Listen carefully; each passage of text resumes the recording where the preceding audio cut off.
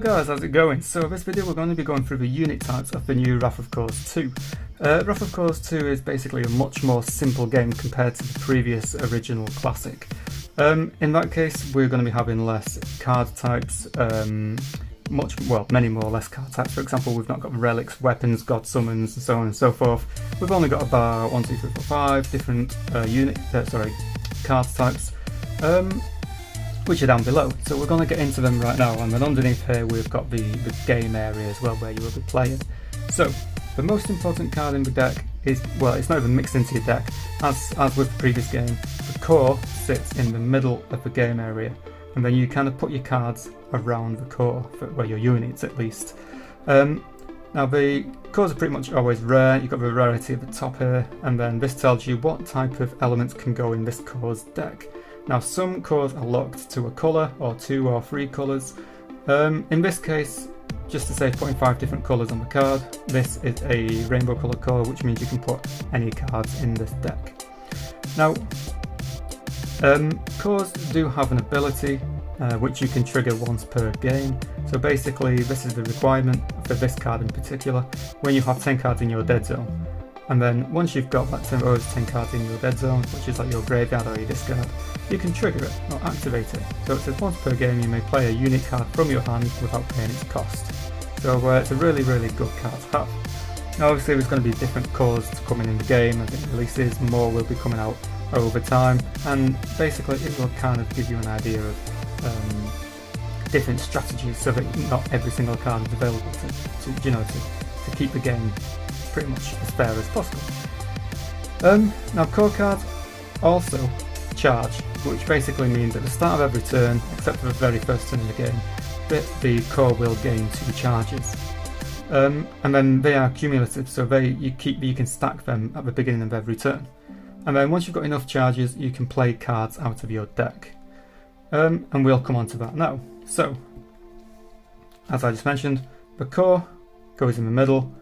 Once it's taken 10 damage, you lose the game, and ideally you need to deal 10 damage to the opponent to win the game. So, before getting onto the units, we have got 3 normal cards. Now we've got your action cards. Action cards are basically very similar to cards in other TCGs. You pay for its cost and it does something. So in this case, to play Ethereal Adaption, you need to pay 5 charges of your core, and then you can basically do what it says on the box here. Up here you've got the rarity, you've got the set 1, the name of the set, and the card ID number. This also here, 2.0. 0.0 basically means it's from the beta set. As more and more sets get released, it's 2.1, 2.2, 2.3, and so on and so forth. There are also response cards. Not many of them, but they still exist. And a response card is basically when your opponent can counter an action card with a response card.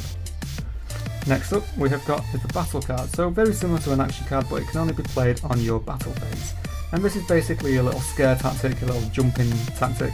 So that if your opponent thinks that they're going to win, you can kind of change the tide of war. For example, this card, a unit in battle gains 2 attack and 2 health. It could very easily help you, assist you in the battle phase to kill your opponent, your opponent's units. So in this case, this battle card can go in any coloured deck because it's got the rainbow element there in the middle, and it costs only 2 charges to play. So it's I think this is going to be pretty much a staple in a lot of decks. Finally, we have a wonder card. Now wonder cards follow on from the previous game. You pay its cost and it kind of just sits to the side, and it kind of gives you like a permanent static ability. Now obviously they're really hard to get rid of, so you only want 1 or 2 in your deck.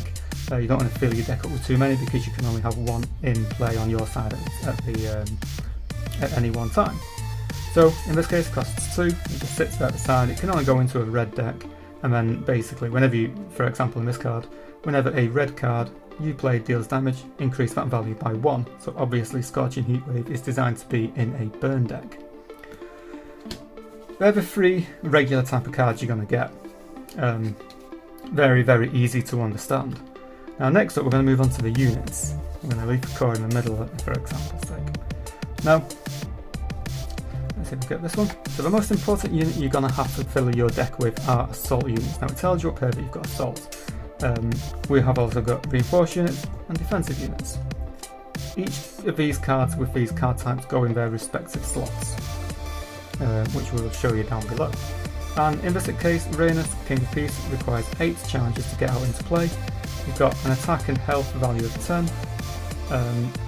Got a couple of skills down here, some stats, but the most important thing to know about on a unit card is these two little dice icons here. The left one is basically what you need to roll to hit with this unit when it attacks. This card basically means it can counter attack, so if your opponent attacks Rhaenys and he doesn't deal enough damage to kill it, then Rhaenys can counter attack and he is able to roll the die to deal damage back to the opposing enemy unit.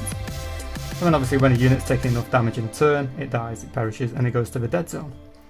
Assault units are the only cards that can attack, so you need to plan your deck carefully. None of these other two can attack. An assault unit will target any enemy unit in play. So for example, Rhaenys could attack an enemy assault unit, an enemy reinforced unit, an enemy defensive unit. If there are no defensive units in play, Rhaenys can attack the core directly for 1 point of damage, judging that he hits, which he never misses. And then once the enemy core has taken 10 damage, they lose again. Easy peasy.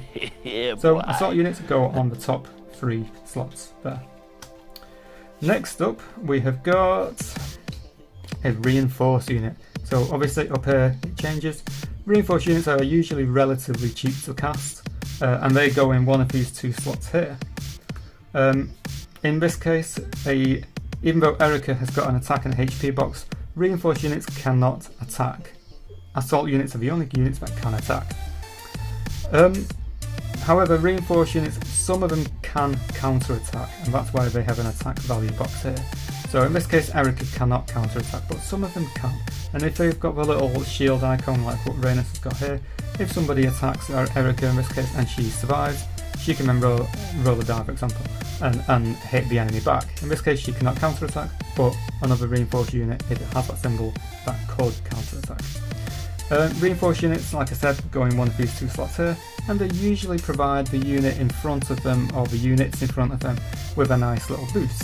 Now, if Rhaenys was a blue coloured card, the ruling on Erica says that he would have gained a 1 HP boost. So ideally you want Erica in a solid blue deck, mostly blue deck. And like I said, assault units, reinforced units kind of just go in the middle here, next to the core. They cannot be placed on the core slots, so try not to put too many in the deck, but you need enough to give your units that little push. And then finally, the last unit is the defensive unit. Now, again, defenses are just as important as assault units, because if you have no defensive units in play, then the enemy unit can attack your core directly, as well as attacking any unit that you've got in play. Now, defensive units only have a health box, which means none of them can attack, and none of them have the option to counter attack. So in this case, Stealth Ranger can only go in a white coloured deck, costs 4 to play, it's a rare unit, and basically it goes in one of these slots down at the bottom here. The thing with defensive units is usually they have a higher health stat than most common units. If they have a relatively low health stat, for example this is a 1-to-1 ratio, which is low for a defensive unit, because usually a defensive of a 4 cost will usually be around the 6 area. It usually means they've got a pretty decent attack stat to go from. So in this case, whenever your opponent chooses to attack this unit, roll a die before they do. If that roll is a 4 or higher, deal 3 damage to that attacking unit. So it can it might just be enough to kill off like a small unit which is trying to get through the defensive line to deal damage to your core.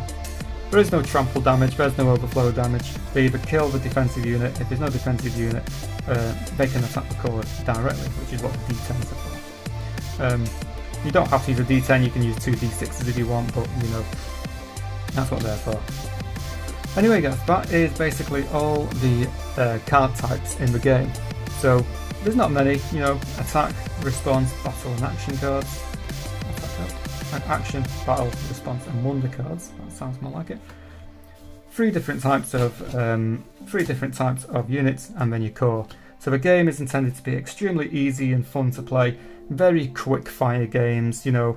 And then if you've got a really badly designed deck, or luck is just not on your side, chances are you're gonna lose pretty quickly. But I'm really interested to see how this goes. We will be playing some beta tests soon, at some point August 2022. So be sure to look out for the beta videos going up. Anyway guys, thank you very much for watching this video, and I hope you enjoy the video. I hope you enjoy the cards. If you've got any questions with any cards, then just be sure to comment down below. But I really like the design. They're not as linear as a lot of other card games, you know, it's oddly laid out, which I think is quite unique. And it's a really nice, very neat and tidy boxes as well, which I think go well. It is a very Marmite design, you know. I have had some comments from people saying they don't like this black border around the side, but again, it's a design which I think stands the game out from a lot of others. You know, the artwork is kind of shunted to the side rather than it filling the whole card up, for example's sake. Anyway, be sure to let me know what you think. If there's any ideas, maybe we can look at some collaborations in the near future, and be sure to keep an eye out for the next videos as well. I'm hoping to be doing a more in-depth rule video. This is more of a type of card video than an actual ruling, but you're probably already getting the gist of the rules as it is, so yeah. Anyway guys, thanks very much for watching, and I shall see you in my next video. Toodaloo.